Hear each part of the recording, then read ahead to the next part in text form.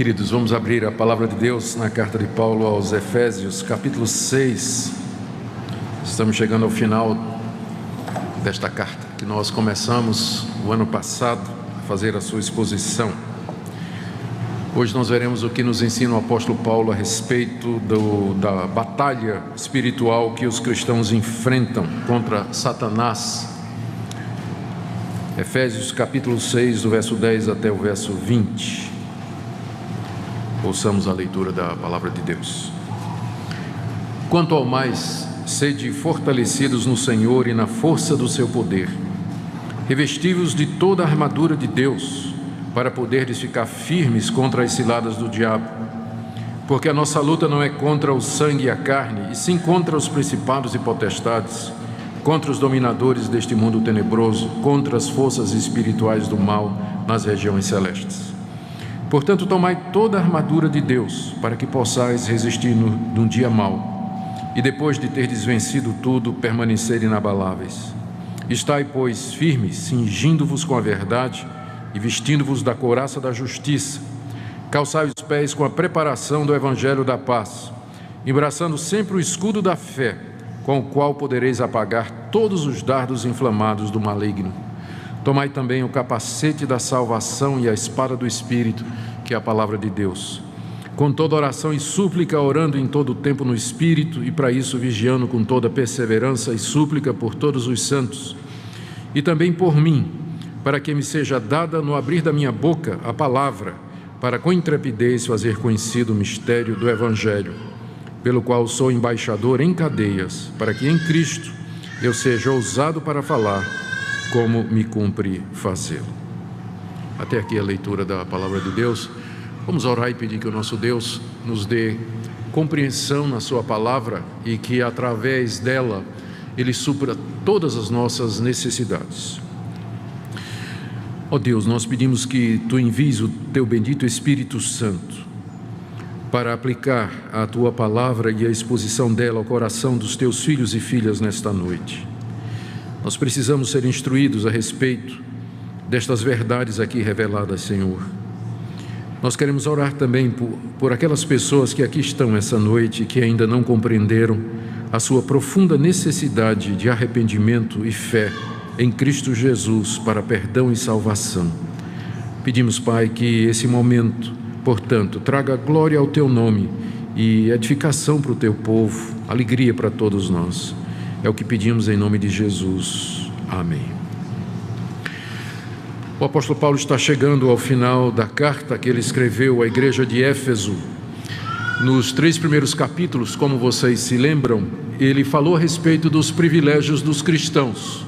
O que é que significa ser cristão? Ele falou da igreja, como Deus desde a eternidade elegeu e predestinou de entre a humanidade perdida aqueles que Ele quis. Como Jesus Cristo veio ao mundo morrer por estas pessoas e ofereceu na cruz um sacrifício eficaz por elas. E como o Espírito Santo, pela pregação da palavra, chama estes eleitos de Deus através da história, formando um corpo que é a igreja, que é composto de judeus, gentios, pessoas de todas as raças, homens e mulheres, pobres e ricos, cultos e não educados, todos aqueles que professam o nome de Jesus como seu Senhor e Salvador. Isso ele nos ensina dos capítulos 1 até o capítulo 3. Depois ele passou a falar, ele falou primeiro dos deveres, ele passa a falar primeiro dos privilégios e agora ele fala dos deveres. De que maneira nós, que fomos alcançados pela graça de Deus no Evangelho, devemos viver aqui nesse mundo? Ele fala da necessidade da unidade da igreja, ele fala sobre os dons espirituais, ainda no capítulo 4, que Deus deu à igreja para a sua edificação. Depois ele fala sobre santidade, como nós devemos nos separar do pecado, nos despindo do velho homem e nos revestindo do novo homem em Cristo Jesus, até chegar no capítulo 5, onde ele nos orienta a procurar uma vida cheia do Espírito Santo. E a partir daí ele expõe como essa vida no Espírito está ligada ao casamento, à criação dos filhos e à sociedade, ao trabalho dos empregados e também ao trabalho dos patrões. Foi isso que nós vimos até domingo passado. E agora Paulo termina a sua carta advertindo os seus leitores, os cristãos de Éfeso, e também a nós também, de que não será fácil viver nesse mundo os privilégios de sermos filhos de Deus, e também não será fácil obedecer a Deus, fazer aquilo que Ele manda na família, na sociedade, no casamento, no relacionamento de uns para com os outros e na nossa vida pessoal.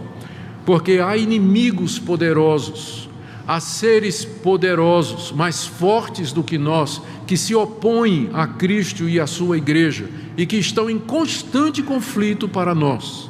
Por isso que Paulo deixou para tratar desse assunto no final da carta, para dizer: tudo isso que eu expus, os privilégios de ser cristão e os deveres de ser cristão, eles não serão exercidos por vocês aqui nesse mundo sem dificuldade. Vocês enfrentarão obstáculos, e o maior de todos é exatamente o diabo e seus anjos, os demônios, os dominadores desse mundo tenebroso. Existe uma guerra espiritual acontecendo, forças maiores do que nós, que procuram nos impedir de desfrutar plenamente tudo aquilo que nós temos em Cristo Jesus, e que procuram também impedir que nós vivamos de acordo com as orientações que Deus nos deu. É por isso que Paulo inicia essa última sessão dizendo no verso 10: quanto ao mais. Ou seja, falei isso. Agora, resta só dizer uma coisa. E aí ele introduz esse assunto, que é o assunto da batalha espiritual. Historicamente tem havido duas posturas da igreja com relação a esse conflito. Há aqueles que minimizam esse conflito. Eu tive um professor lá na Holanda, nos meus estudos, que não acreditava que existia diabo. Ele achava que o diabo era uma personificação do mal. É um mito, uma lenda. As pessoas ficavam preocupadas com a questão do mal e como é que os seres humanos podem ser tão perversos que imaginaram que haveria um ser que é a encarnação da maldade. Assim como Deus é a encarnação de todo o bem, deveria haver um outro ser que era a encarnação da maldade. Então, o diabo seria um construto da mente humana em procura de respostas para o mal que há no mundo. E esse pessoal, sem dúvida, influencia e tem influenciado muito o pensamento de determinadas igrejas, porque tem muita gente que diz que acredita que o diabo existe, mas vive como se ele não existisse. Vive como se não houvesse de fato um tentador, como se não houvessem armadilhas espirituais e a ação demoníaca por detrás de determinados comportamentos humanos. Por outro lado, na outra opção, você encontra o oposto. Pessoas que valorizam tanto a existência do diabo e a ação de Satanás, que se Deus tirasse o diabo do mundo, eles não saberiam o que fazer. Tem pastor que o ministério deles gira em torno do diabo. Se Deus levasse o diabo, eles iam perder o emprego, porque eles não sabem fazer outra coisa senão expulsar demônio, repreender demônio, amarrar demônio, quebrar maldição hereditária. Não sabe fazer mais nada. Então é um outro extremo também. Ambos os extremos são perigosos, tanto aquele que não reconhece a atuação desses seres espirituais na existência humana, como também o outro lado que supervaloriza esses poderes e atribui tudo que existe de ruim e de mal, tudo aquilo que não presta no mundo é atribuído então à ação desses seres. Eu penso que o apóstolo Paulo pode nos trazer a sobriedade aqui, quando nós estudarmos o que ele nos diz e entendermos em que é que consiste de fato essa batalha espiritual, essa luta. E eu quero então chamar a sua atenção para o que ele nos diz aqui nessa passagem ao final da carta aos Efésios. O meu objetivo é que Deus nos instrua para que nós estejamos prontos para esse conflito diário e interminável que irá até o dia da vinda do Senhor Jesus. A passagem começa com a ordem de Paulo para que os cristãos se fortaleçam na pessoa de Cristo e no seu poder. Verso 10. Quanto ao mais, sede fortalecidos no Senhor e na força do seu poder. Esse fortalecimento que Paulo deseja aqui é que nós nos apossemos ou sejamos fortalecidos com a mesma força que Cristo tem. Aqui na carta ele já havia mencionado este poder de Cristo. No capítulo 1, a partir do verso 20, ele diz que Deus ressuscitou o Senhor Jesus e o fez assentar à sua direita nos lugares celestiais, acima de todo principado e potestade, poder e domínio, e de todo nome que se possa referir, não só no presente século, mas também no vindouro. E pôs todas as coisas debaixo dos seus pés, e para ser o cabeça sobre todas as coisas, o deu à igreja. A Bíblia nos ensina que Jesus Cristo, Filho de Deus, morto pelos nossos pecados, ressuscitou ao terceiro dia, subiu aos céus, está sentado à direita de Deus e recebeu todo o poder no céu e na terra. Ele está sobre toda a criação e ele tem autoridade sobre toda a criação. Diz o texto aqui no verso 21 que ele recebeu poder acima de todo principado e potestade, poder e domínio e nome que se possa referir, não só no presente século, mas também no vindouro. Ou seja, é a maneira da Bíblia dizer que Jesus é Senhor de toda a criação. Não existe nenhuma criatura que esteja fora do domínio dele. Ele tem autoridade absoluta sobre todos, homens e anjos, caídos ou não, sobre demônios, sobre espíritos maus, todos estão debaixo da autoridade de Jesus Cristo. E essa é uma lição que nós precisamos aprender desde o começo. O diabo, como é descrito em algumas religiões, em algumas manifestações religiosas evangélicas, parece ser um poder independente, igual ao poder de Deus, só que na direção contrária, e que faz o que quer, e Deus apenas tem que vir atrás e consertar o estrago que o diabo fez. Essa não é a visão bíblica. O diabo não é Deus, ele não é um Deus, e ele está debaixo da autoridade de Jesus Cristo. Ele só vai até onde Jesus permite, e ele só faz aquilo que o Senhor Jesus autoriza. Ele está debaixo do governo de Cristo, ele é um destes que está sob o seu domínio e sob o seu poder. Então, nós não devemos pensar no diabo como sendo este poder independente, mas lembrar que ele também está debaixo do governo de Deus e da autoridade de Deus. Só há um Deus, e ele governa sobre todas as coisas, inclusive sobre as forças do mal. Elas não podem fazer absolutamente nada que Deus não permite. E aqui está a nossa segurança e a nossa tranquilidade, saber que de fato Deus reina em Cristo Jesus, e que nenhum mal chega a mim que o meu Deus não permita. E se eu sou tentado, eu sou tentado apenas até o ponto em que eu possa suportar, diz o apóstolo Paulo, e que Deus não permitirá que essa tentação seja acima das minhas forças. Foi o que Jesus disse a Pedro, e foi o que Deus disse a Satanás quando este queria tentar a Jó. Vai, Deus disse, mas tem limite, você só vai até aqui.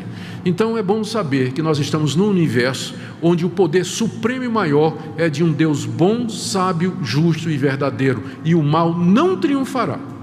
Então, quando Paulo diz aqui, revistam-se do Senhor e da força do seu poder, ele está dizendo exatamente isso, que o Senhor Jesus tem todo o poder no céu e na terra, e nós aqui nesse mundo temos que nos unir a Ele, unidos a Ele. Nós, revestidos desse poder que Ele tem, nós podemos aqui viver nesse mundo, enfrentando os males que nos cercam e todas as tentações. E Paulo ilustra o que ele está dizendo com a figura de uma armadura no verso 11. O que é que significa ser fortalecido no Senhor? Será que tem uma ilustração que nos ajuda a compreender esse revestimento de poder que nós precisamos da parte do Senhor Jesus? Paulo no verso 11 diz a mesma coisa, mas usando agora a figura de um soldado completamente armado. Ele diz: revestivos de toda a armadura de Deus. Paulo descreve aqui o cristão como um soldado na sua completa armadura e pronto para a guerra. A armadura representa Cristo e o seu poder, e nós nos revestimos da armadura. A armadura serve de proteção para o combate. Ela traz os diversos elementos que Paulo vai descrever a partir do verso 14. Mas a ideia aqui do cristão preparado para a batalha é tirada pelo apóstolo Paulo, provavelmente do livro de Isaías, onde Deus é descrito como um guerreiro completamente armado que sai para o combate. Ou talvez Paulo não precisava ir tão longe quanto o Antigo Testamento. Quando ele escreveu essa carta, ele estava preso em Roma. E como ele era um preso político e que ele havia conseguido prisão domiciliar, ele estava numa casa alugada. Então nós sabemos de outras fontes que os presos políticos que conseguiam morar numa própria casa enquanto aguardavam o julgamento do imperador, eles tinham um soldado da guarda pretoriana acorrentado a ele, para não fugir. Então Paulo provavelmente dormia com um guarda acorrentado de lado, quando ele escreveu isso aqui, não é? Um guarda da corte pretoriana, que era exatamente a guarda pessoal do imperador.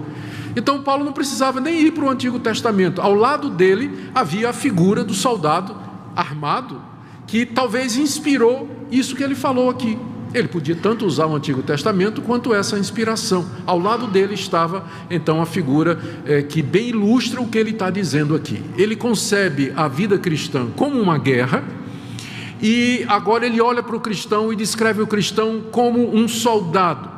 Isso aqui é muito bom para nós termos cuidado em pensar que a igreja é um grande hospital onde que sua tarefa é cuidar dos feridos. Essa metáfora é muito difundida entre os evangélicos, não é? A igreja é um grande hospital e aí lá as pessoas vão lá para serem curadas das suas necessidades. É verdade, mas é curioso que nenhuma vez na Bíblia a metáfora do hospital é usada para descrever a igreja. Sabe quais são as metáforas prediletas no Novo Testamento para descrever a igreja? Um exército, armas, armadura, combate, guerra. Então, é claro, nós vamos à igreja porque nós queremos perdão, nós queremos cura, nós queremos reconciliação, nós queremos ser libertos da nossa culpa, do nosso mal, mas não para aí. Porque, na verdade, se você é de Cristo, você faz parte desse exército, você é um guerreiro, você está em combate, você está em conflito, há uma guerra acontecendo. E você precisa, para enfrentar essa guerra, se revestir da armadura de Deus, que é o poder do Cristo ressurreto. Revestivos de toda a armadura de Deus. Essa é a figura que Paulo usa para explicar a necessidade que nós temos de estar preparados para enfrentar essa guerra tremenda. Ele nos dá algumas causas em seguida para que nós tomemos a armadura de Deus ou nos revistamos do poder do Senhor Jesus. A primeira está no final do verso 11. Revestivos de toda a armadura de Deus para poderdes ficar firmes contra as ciladas do diabo. Aqui ele introduz o nosso inimigo, que ele chama de diabo. Diabo é o nome padrão do Novo Testamento para esse espírito caído, inimigo de Deus, perverso, que tem como objetivo destruir a obra de Deus aqui nesse mundo. A palavra diabo significa acusador e vem de uma raiz grega que significa jogar alguma coisa através. Então a acusação é isso mesmo, você joga palavras através, não é, da distância entre você e a pessoa, as palavras como uma espécie de arma que você lança e acusa a pessoa. Esse é o nome de Satanás, é aquele que fica lançando acusações contra o povo de Deus. Mais adiante Paulo vai se referir aos dardos inflamados do maligno, que diz a mesma coisa, não é? Que se refere exatamente a esta coisa. Esse é o nosso inimigo. Ele é chamado de o acusador. Note que o método dele é descrito aqui como ciladas. A palavra grega para cilada é a palavra de onde vem a nossa palavra método, a palavra grega metodeia, de onde vem método, que indica um arranjo sistemático, alguma coisa estabelecida. E uma cilada é exatamente isso, é uma concepção bem organizada e estruturada de como você vai apanhar o seu inimigo. E quando eu era menino, morando lá no Ceará, eu nasci na Paraíba, vivi na Bahia, depois no Ceará e finalmente fui para Pernambuco. Então sou nordestino de verdade, né? Mas eu me lembro do tempo que eu morava no Ceará, meu pai tinha uma fazendinha e tinha lá não era um açude tão grande, mas tinha um açude lá. E eu costumava muito caçar, gostava muito de caçar, quando era permitido, né? Hoje em dia não mais. Caçava passarinhos. E uma das coisas que eu gostava de fazer era pegar passarinho com visgo de jaca. A jaca produz um visgo, né? Uma cola. Você não sabe nem o que é jaca, né? Coisa do Nordeste, não é isso? É porque não tem outra ilustração aqui. Bom, mas tudo bem. Mas então a jaca, né? É aquela fruta desse tamanho. Ela tem esse visgo, que é uma cola, é um trem que quando gruda na mão, né? Fica. E aí o que é que fazia? Pegava a jaca, tirava o visgo, pegava um galho de árvore seco e revestia aquele galho com o visgo de jaca, subia na árvore e colocava o galho lá naquela árvore que eu sabia que os passarinhos vinham para beber água. E o passarinho chegava, completamente feliz da vida, desapercebido, e ele via um bom lugar para pousar, e ele aterrissava exatamente no galho. Estava cheio de visgo de jaca. Só restava depois eu subir e pegar o passarinho vivo, Aquilo foi um método que foi, a origem não é minha, claro, mas era um método, uma armadilha que foi feita, que se baseava na observação, determinar o lugar, o passarinho vem beber água ali, determinar a árvore ideal que ele escolhe, saber que a jaca tem um visgo que é invisível ao olho nu, mas que vai pegar o passarinho. Há todo um método, há toda uma estratégia, há todo um planejamento. É isso que armadilha significa. E ao dizer que nós temos que tomar a armadura de Deus para poder ficar firmes contra as ciladas, as armadilhas do diabo, o apóstolo Paulo está dizendo que esse inimigo nosso, ele é ardiloso, ele é inteligente, ele nos conhece, ele tem um método, e o alvo dele é nos pegar. O objetivo dele é nos pegar e nos derrubar. Por isso que ele diz aqui, nós temos que ficar firmes. Temos que ficar firmes. Na verdade, ele diz isso aqui 3 vezes. Verso 11, ficai firmes. Final do verso 13, permanecer inabalável, que é o mesmo verbo na língua grega. E no verso 14, no início, estai, pois, firmes. Paulo diz que nós temos que ficar firmes contra estas armadilhas astuciosas, estas ciladas que o acusador das nossas almas arma contra nós. Então essa é a primeira razão que é colocada aqui, para que nós tomemos a armadura de Deus. Supostamente, o apóstolo Paulo está dizendo, se nós estivermos com a armadura de Deus, nós poderemos evitar ser apanhados nessas ciladas que o diabo arma no nosso caminho, na nossa existência aqui. Talvez eu devia, aqui seja o momento de dizer que a visão que Paulo tem dessa batalha, ela é um pouco diferente da perspectiva que é trazida pelo movimento de batalha espiritual hoje. O movimento de batalha espiritual diz que nós precisamos caçar os demônios, saber onde é que eles estão, descobrir os nomes deles, tirá-los dos territórios que eles ocupam, derrubá-los, destroná-los do trono de Satanás, expulsá-los de uma determinada região. Então, a maneira como essa batalha tem sido ensinada na igreja nos últimos 25 anos, 30 anos, que é a data do movimento do surgimento do movimento de batalha espiritual, é que a guerra, a batalha espiritual é um ataque que Satanás tem que fazer aos demônios. Só que eu não estou vendo isso aqui. O que eu estou vendo é o contrário, é o diabo vindo contra mim. A ordem é que eu fique firme.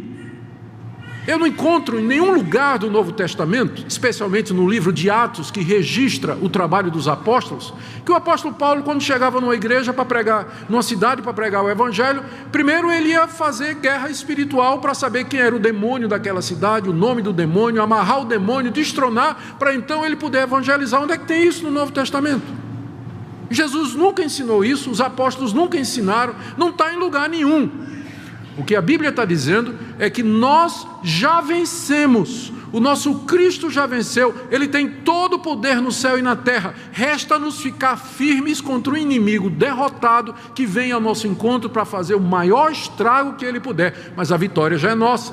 Então é uma batalha de resistência.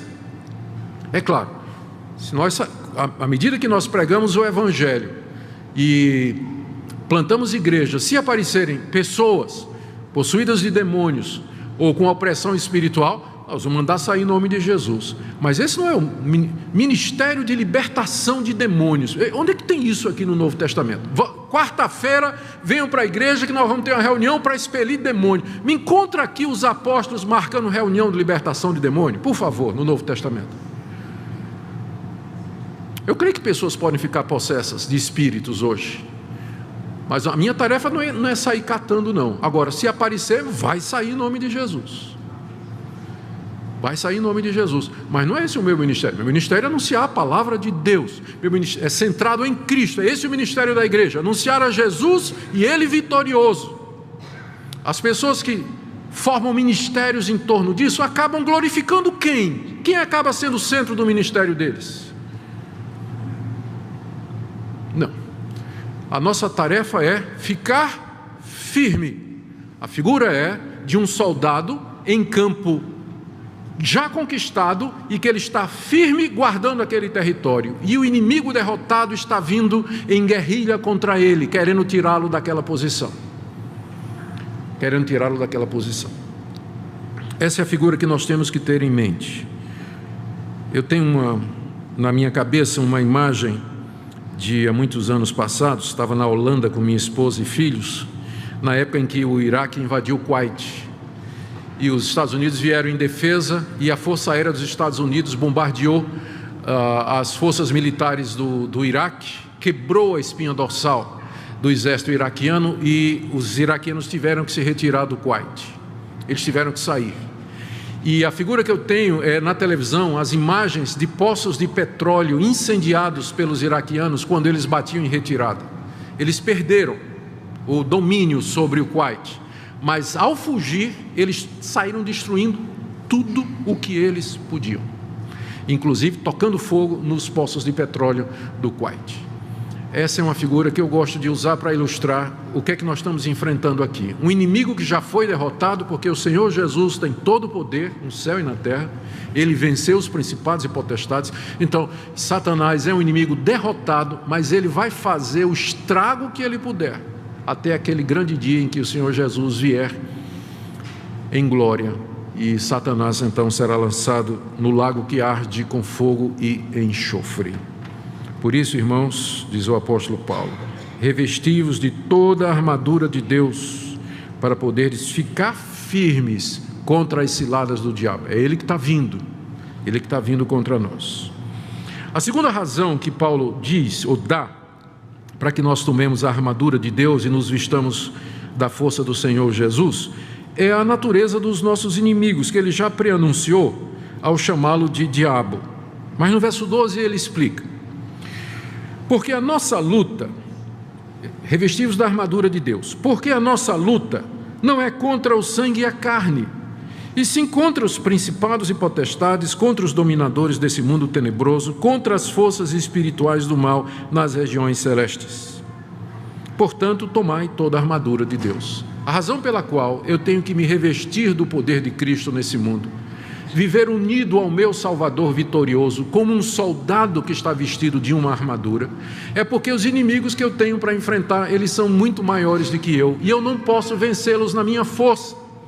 Os meus inimigos, diz Paulo aqui, o nosso inimigo, a nossa luta, no verso 12, não é contra o sangue e a carne, ou seja, não é contra pessoas de sangue, carne e ossos como nós. A nossa luta não é contra os nossos semelhantes. E é interessante que Paulo tenha dito isso quando ele estava preso lá em Roma.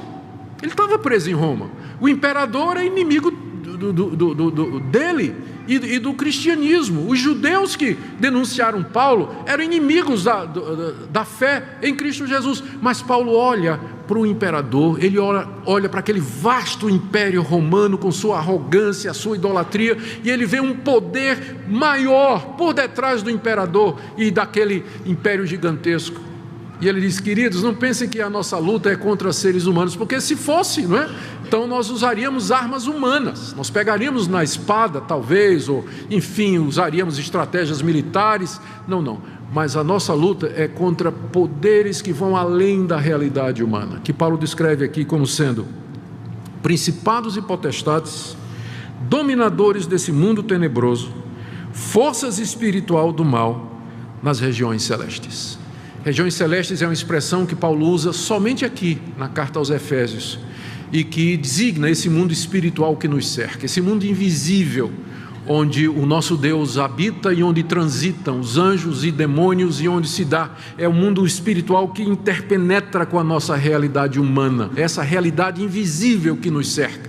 Esses seres, eles habitam essa região, esse espaço que intersecta com o nosso, nessa realidade invisível que está ao nosso redor. Por isso que eles são chamados aqui de forças espirituais do mal. Espirituais no sentido de que eles não têm corpos como nós temos. Eles são seres imateriais, poderosos, são designados aqui como forças. Eles têm o domínio desse mundo tenebroso. Paulo aqui na carta se refere pelo menos 2 vezes ao mundo presente como estando debaixo de trevas. Veja aí o capítulo 2, de 1 em diante.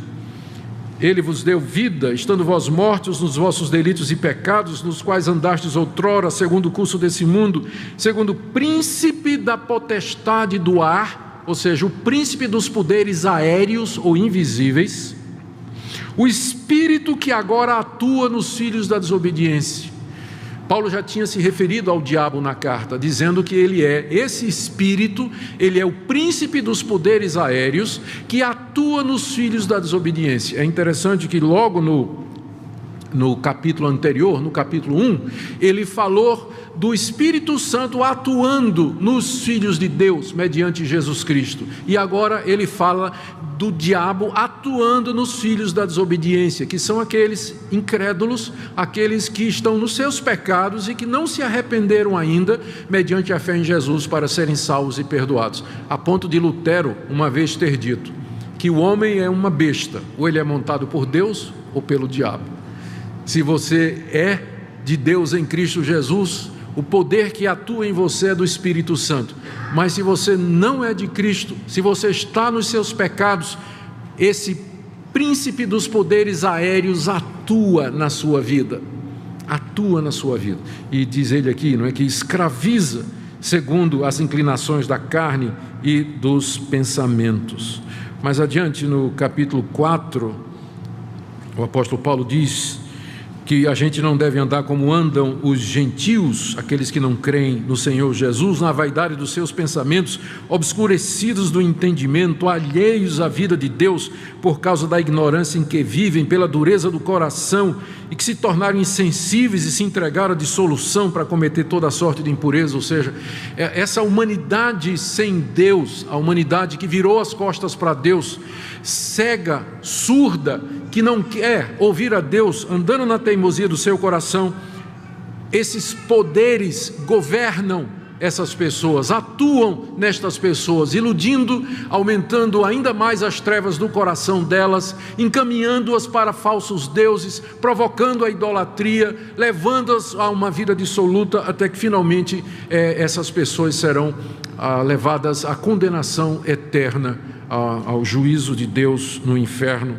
pela ação destes seres. Não é que com isso Paulo está desculpando os pecadores não arrependidos, mas ele está dizendo da existência desses poderes que são os dominadores desse mundo tenebroso e que atuam em todo lugar. Eles atuam na política, atuam nas artes, atuam na música, atuam no lazer, usos e costumes, na literatura, na universidade, na igreja, em todo lugar. Esses poderes estão agindo com astúcia, com o objetivo de destruir a obra de Deus e também destruir a sua própria vida.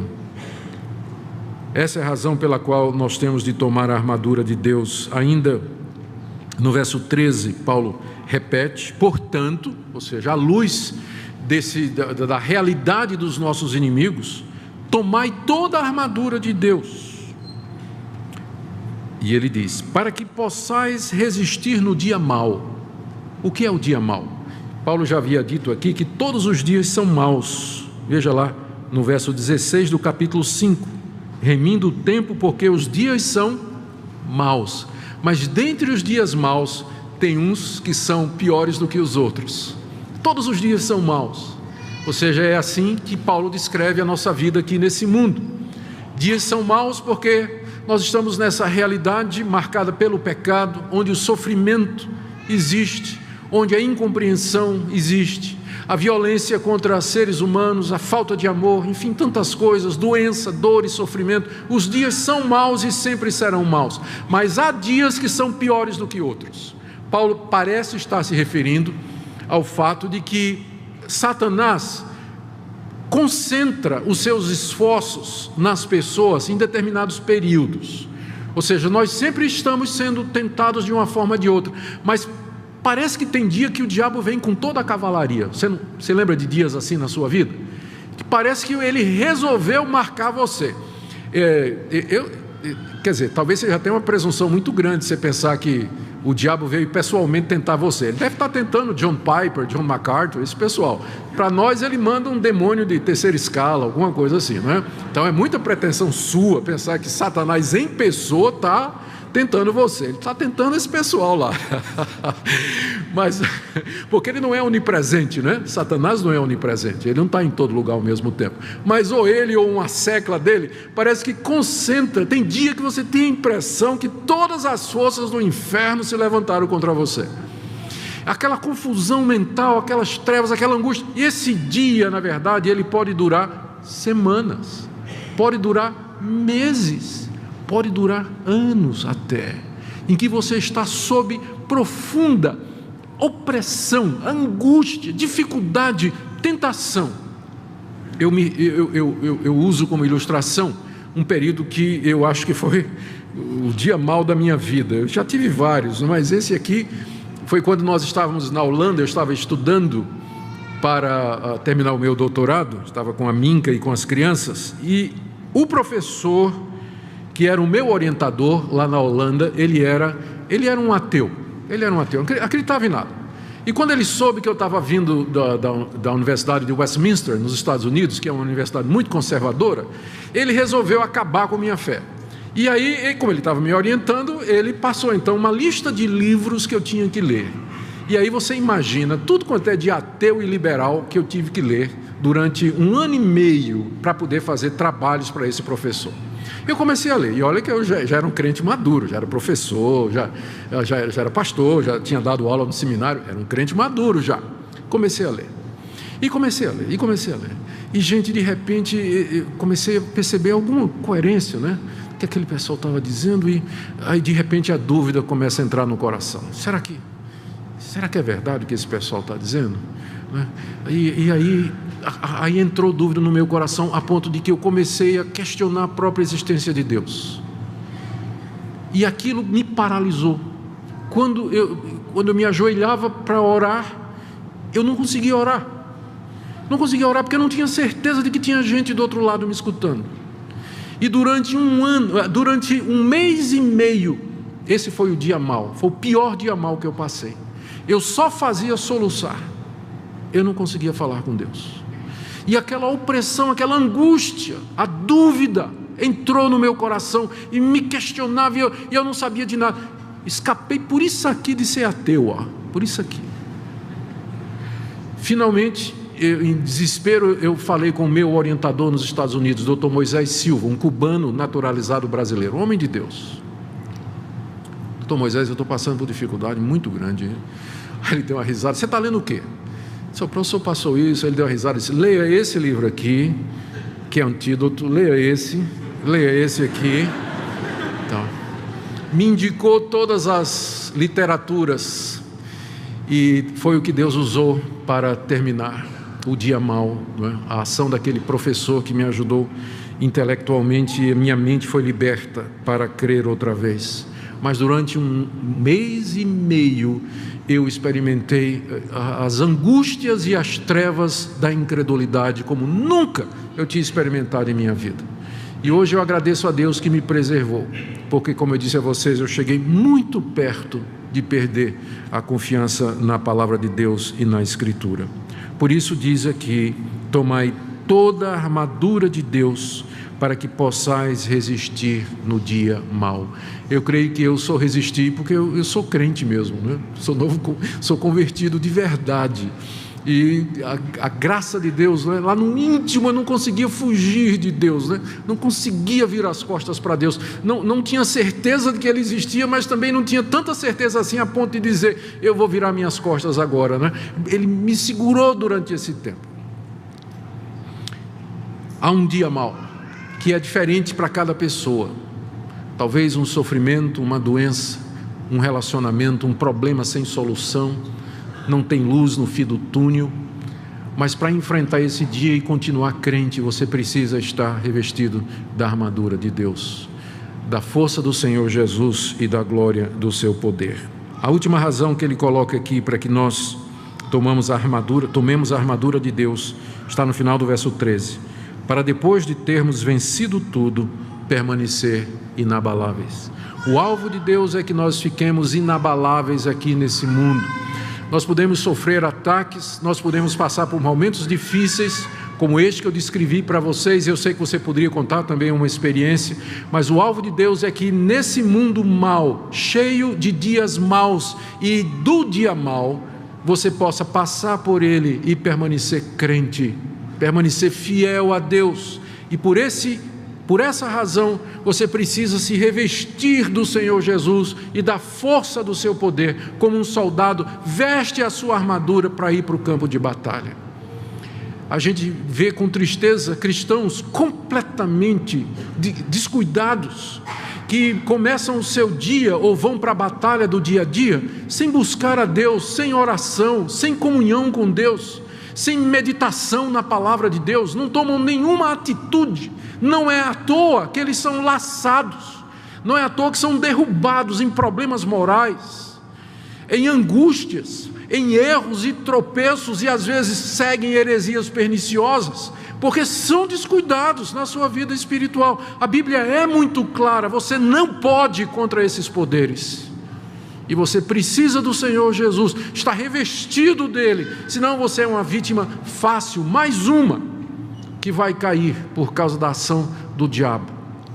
Ele sabe exatamente as suas fraquezas e vai colocar no seu caminho aquilo que lhe atrai e lhe seduz, e você vai pousar como um passarinho naquele pé de árvore favorito, sem saber que ali está a armadilha que vai lhe ferrar e vai lhe segurar e vai destruir a sua vida.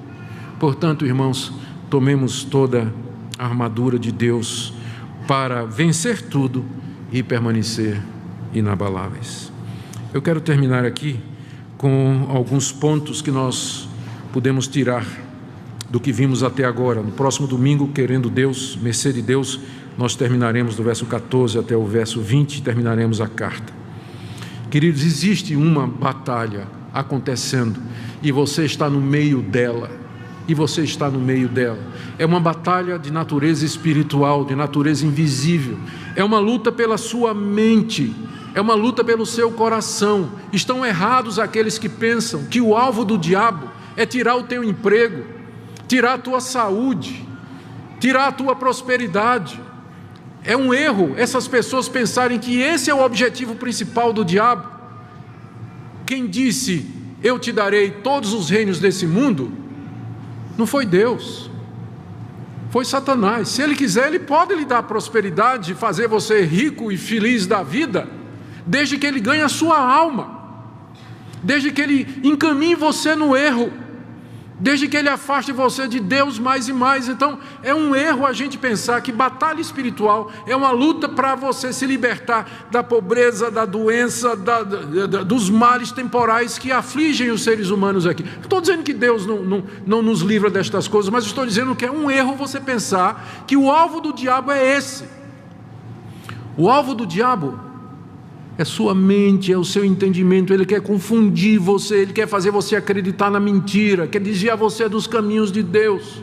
O alvo do diabo é fazer você tropeçar moralmente, você ser infiel com sua mulher, com seu marido, ser desonesto, ser mentiroso. É isso que o diabo quer fazer, ele é o pai da mentira.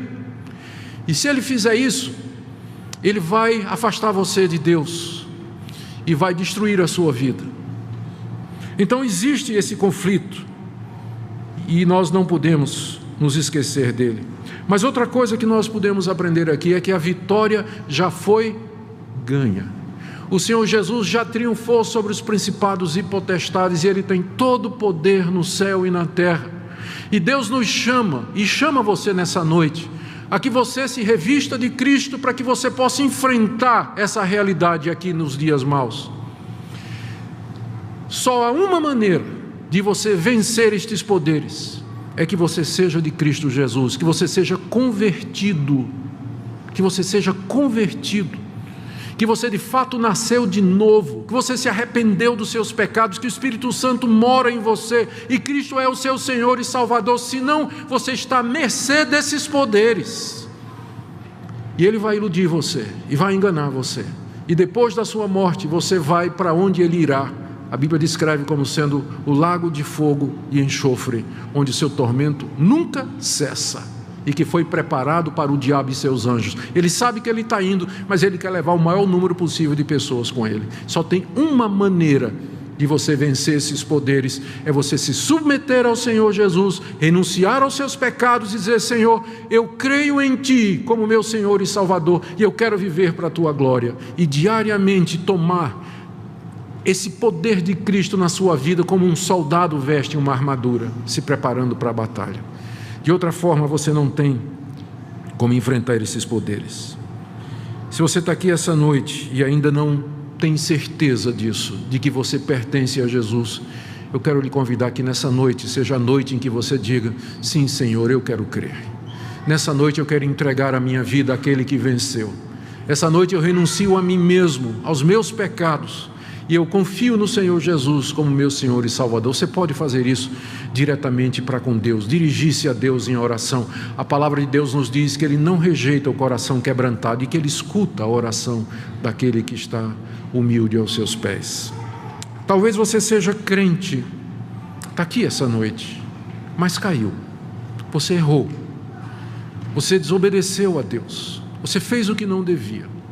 E você está agora caído, você sabe disso, a sua consciência lhe diz isso, as outras pessoas dizem isso, você sabe que você pecou, mas mesmo que a palavra de Deus descreva a igreja e a vida cristã como um conflito constante, isso não quer dizer que esse conflito e essa vitória e essas batalhas, elas são ganhas constantemente. Há momentos em que nós falhamos, há momentos em que nós caímos. Davi caiu, Pedro caiu, Moisés falhou, o profeta Elias falhou. Há tantos outros homens de Deus na Bíblia que infelizmente fracassaram num determinado momento. Mas o que é comum a todos eles é que eles se levantaram. Eles não ficaram caídos, eles não desertaram o exército, eles não foram embora. Mas eles se levantaram melhores, mais experientes, mais preparados, mais prontos para o combate, conhecendo mais a eles mesmos e também o inimigo. E é o que eu queria que você fizesse nessa noite. Qualquer que seja o erro em que você caiu, que você se volte para Deus pedindo perdão e dizendo: Deus, eu quero confessar que eu errei, que eu fui negligente, que eu abandonei a armadura de Deus, mas eu quero recomeçar a minha vida.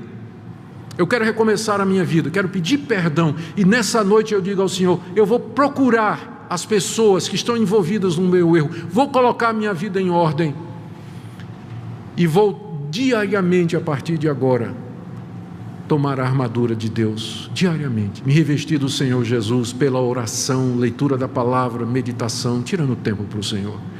Eu tenho certeza que o Senhor Jesus está pronto para levantar qualquer soldado ferido, porque Ele nos ama e se deu na cruz por nós. Que hoje à noite seja o dia de vitória e libertação para você. Oremos. Senhor Jesus, Tu tens todo o poder no céu e na terra. Nós agora nos prostramos diante de Ti e Te adoramos como aquele que venceu. Venceu a morte, venceu o inferno, venceu Satanás, venceu o mundo. E nós pedimos agora, Senhor, que Tu nos fortaleças no Teu poder. Senhor, se há alguém aqui essa noite que ainda não está debaixo da Tua autoridade, não foi lavado no Teu sangue, não experimentou ainda o perdão, que seja a noite da salvação e da libertação. Pedimos também pelos Teus filhos e filhas que aqui estão nessa noite, que estão sendo negligentes, que não têm tempo para ter comunhão contigo, para ler a Tua palavra, para orar, gastar tempo precioso na Tua presença. Senhor, desperta-os nessa noite. Aos que já foram laçados pelo diabo, queira libertar, Senhor.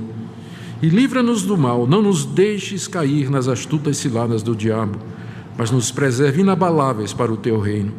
É o que nós pedimos em nome de Jesus. Amém.